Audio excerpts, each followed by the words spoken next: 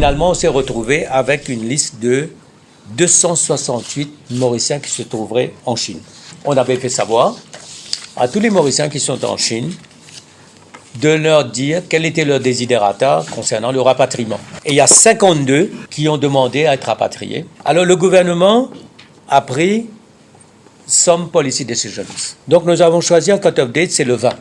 Et nous allons prendre 10 jours pour faire toutes les dépenses pour faire revenir ces personnes-là sur Maurice. C'est donc jusqu'au 29.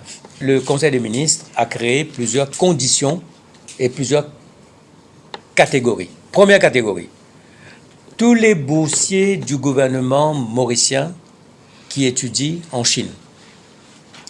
Tous les boursiers du gouvernement chinois qui étudient en Chine.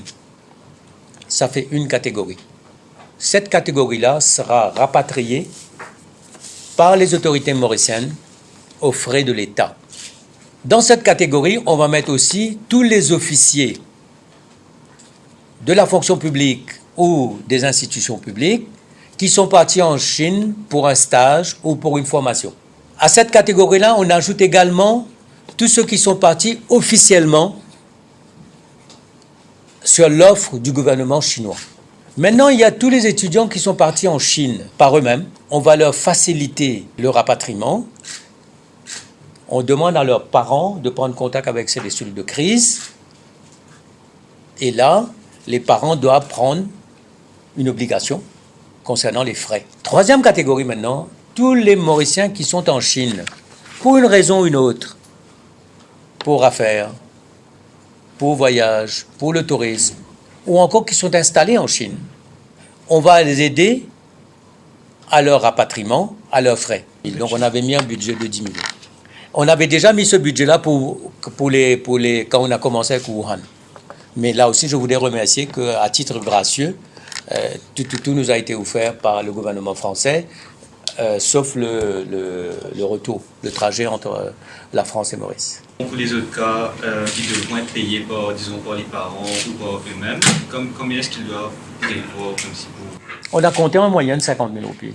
Et après, ça dépend. Par exemple, il y a des vols internes, c'est-à-dire à l'intérieur de la Chine pour arriver sur Beijing. Ça peut être soit par train, ça peut être par avion.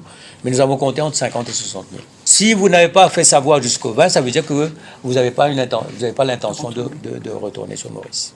Alors, les deux Mauriciens qui se retrouvent sur le bateau de croisière au large de Yokohama, de Yokohama au Japon, nous sommes en communication constante avec ces deux-là et on a un bulletin de santé quotidien qui nous est fourni par les autorités japonaises.